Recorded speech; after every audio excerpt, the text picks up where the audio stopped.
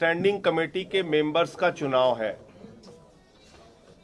चुनाव से पहले वो भारतीय जनता पार्टी जिसको दिल्ली की जनता ने बुरी तरह पराजित कर दिया, वो भारतीय जनता पार्टी जिसके खिलाफ दिल्ली की जनता ने जनादेश दिया, 15 साल के उनके कुशासन को खारिज किया, हराया, वो भारतीय जनता पार्टी खूनी खेल एमसीडी के सदन में कर रही है।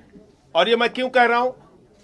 ये हमारे 2 बार के चुने हुए पार्षद हैं, नेता विरोधी दल थे पिछली बार, प्रवीण कुमार जी, ये चुनकर आए हुए हैं, आम आदमी पार्टी के टिकट पे चुन के आए हुए हैं, और इनके ऊपर जानलेवा हमला सदन के अंदर किया गया, जहां बीजेपी के 7 सांसद मौजूद हैं, सारे पार्षद मौजूद हैं।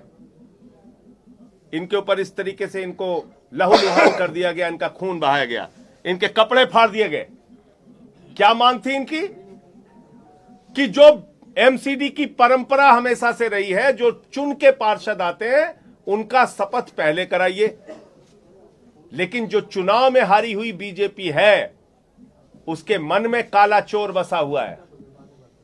वो नॉमिनेटेड मेंबर्स को, जिनको 1 वोट भी जनता ने नहीं दिया, उसको मेयर के चुनाव में, डिप्टी मेयर के चुनाव में, स्टैंडिंग कमेटी के मेंबर के चुनाव में वोटिंग राइट देना चाहते हैं, यानी कि मत देने का अधिकार देना चाहते हैं। इस मंशा के कारण, इस साजिश के कारण उन्होंने पहले नॉमिनेटेड मेंबर्स की शपथ शुरू करा दी, जो कि कभी आज तक एमसीडी के इतिहास में नहीं हुआ। एमसीडी के नॉमिनेटेड मेंबर्स को ना तो मेयर में वोटिंग राइट है, ना डिप्टी मेयर में वोटिंग राइट है, ना स्टैंडिंग कमेटी के चुनाव में वोटिंग राइट है। ये अपने शपथ लेने की मांग कर रहे हैं, ये इनका गुनाह है? इनकी जान ले लोगे आप? क्योंकि ये चाहते हैं कि हमें शपथ करा दो, हम चुन के आए 2-2 बार से, इसलिए इनकी जान ले लेंगे आप? तो मैं चाहूंगा पहले प्रवीण कुमार जी पूरी, और इस पूरे गंदे खेल में कांग्रेस का हाथ बीजेपी के साथ, यहां जितने 9 के 9 पार्षद चुन के आए हैं कांग्रेस पार्टी के, वो सब भारतीय जनता पार्टी की मदद में लग गए हैं वॉकआउट करके। और इसका प्रमाण यह है कि जो इनकी नेता सदन है नाजिया, उसको हज कमेटी का चेयर बनाने का प्रस्ताव बीजेपी के कहने पे एलजी ने पास कर दिया आज ही। उसकी फाइल चल गई। 50-50 लाख रुपए में एक पार्षदों की डील हुई है, 4.5 करोड़ रुपए में डील हुई है। इन सारे सवालों का जवाब देना चाहिए, सामने आके देना चाहिए। और ये जो खूनी खेल हो रहा है, अगर देश के गृह मंत्री इस खूनी खेल को देख रहे हैं, दिल्ली की कानून व्यवस्था उनके अधीन है, एमसीडी का सदन सुरक्षित नहीं है, यहां पार्षदों पे जानलेवा हमला किया जा रहा है, आपको सामने आना चाहिए और स्पष्ट करना चाहिए कि अगर जनता ने आपको हरा दिया तो क्या गुंडागर्दी के दम पे, तानाशाही के दम पे, लोकतंत्र का गला दबा के आप मेयर बनाना चाहते हो, डिप्टी मेयर बनाना चाहते हो, स्टैंडिंग कमेटी के मेंबर बनाना चाहते हो? तो इसलिए मैं चाहूंगा प्रवीण जी अपनी बात आपके सामने रखेंगे, फिर सौरभ भाई।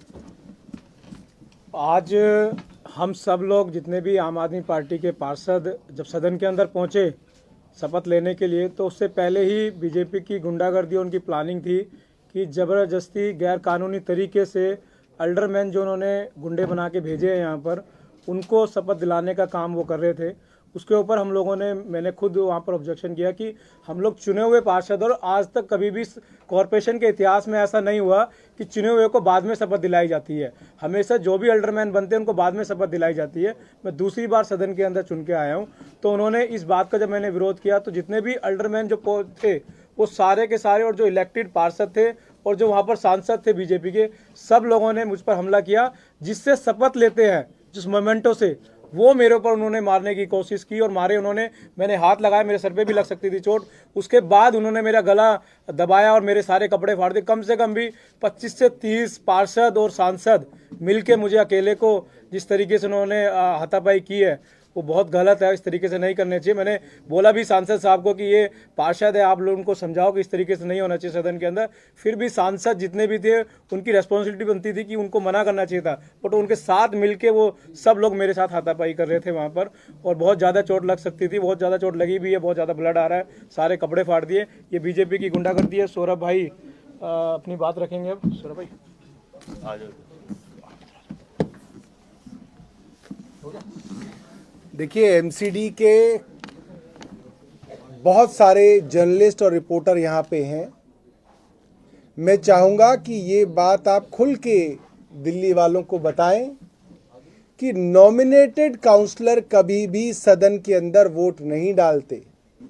मेयर के इलेक्शन हो, डिप्टी मेयर के इलेक्शन हो, या हाउस से जाने वाले स्टैंडिंग कमेटी के मेंबर हों, इसके अंदर नॉमिनेटेड काउंसलर्स के वोट वर्जित हैं, प्रतिबंधित हैं।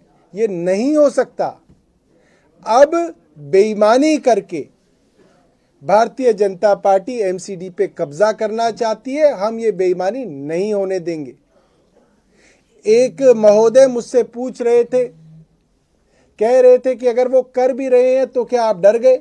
मैंने कहा भाई ये तो बड़ी अजीब बात है। इंडिया पाकिस्तान का मैच है, 11 खिलाड़ी पाकिस्तान के आउट हो गया, वो 11 और ले आए। कह रहे नहीं हमारे तो 22 आएंगे। और कमेंटेटर कहे क्यों जी, क्या इंडिया डर गया? हम कह रहे भाई ये क्या बात हुई? जो नियम होगा वो नियम से ही तो चलेगा। ये तो फिर 11 और आउट हो जाएंगे, कहेंगे 11 और आ गए, हम हमारे 33 लड़ेंगे। फिर वो कहेंगे क्या इंडिया डर गया पाकिस्तान से? तो बेईमानी से तो हर आदमी डरता है, कौन नहीं डरेगा बेईमान से और बेईमानियों से? तो ये बात डरने की नहीं है, ये बात उसूलों की है। इस वक्त जिस तरीके से भारतीय जनता पार्टी और उपराज्यपाल महोदय बेईमानी पे उतर आए हैं, पूरी दिल्ली इनकी बेईमानी देख रही है। और जो गुंडागर्दी की है, जो जानलेवा हमला हमारे भाई प्रवीण पे किया है, ये गुंडागर्दी नहीं चलने देंगे। हम कांग्रेस नहीं है, ये आम आदमी पार्टी है। आम आदमी पार्टी भारतीय जनता पार्टी से लोहा लेना जानती है और इनके ही भाषा में इनका जवाब देना जानती है। ठीक है सुशील जी। देश के अंदर लोकतंत्र की रक्षा के लिए कानून बने हैं और ये देश संविधान के हिसाब से चलता है। जो दिल्ली म्युनिसिपल कॉरपोरेशन का कानून है, सेक्शन 3(1) के अंदर प्रोहिबिटेड है कि नॉमिनेटेड पार्षद वोट नहीं डाल सकते। और परंपरा इस सदन की रही है कि हमेशा चुने हुए लोगों को पहले शपथ दिलाई जाती है, उसके बाद चुनी हुई सरकार की सलाह से पार्षद नॉमिनेट होते हैं और वो नॉमिनेटेड पार्षद सदन की कार्रवाई में हिस्सा ले सकते हैं, वोट नहीं कर सकते। परंतु आज इन सारी परंपराओं को तोड़ के, सारे कानूनों को दरकिनार रख के भारतीय जनता पार्टी बेईमानी के तरीके से इस मेयर के चुनाव में, डिप्टी मेयर के चुनाव में धांधली करना चाहती है। चुने हुए पार्षद जो दिल्ली की जनता ने चुन के भेजे हैं, उनकी अहमियत को कम करके पहले नॉमिनेटेड लोगों को ये शपथ दिलाना चाहते हैं, फिर उनसे वोट कराना चाहते हैं, जिसका विरोध सदन के अंदर जब किया गया तो जानलेवा हमला किया गया, खून निकाल दिया गया, कपड़े पाड़ दिए गए, दबोचा गया और गुंडागर्दी का माहौल सदन में हुआ है। इसकी हम निंदा करते हैं और दिल्ली की जनता ये सब चीजें देख रही है कि किस तरीके से भारतीय जनता पार्टी बेईमानी पे उतर आई।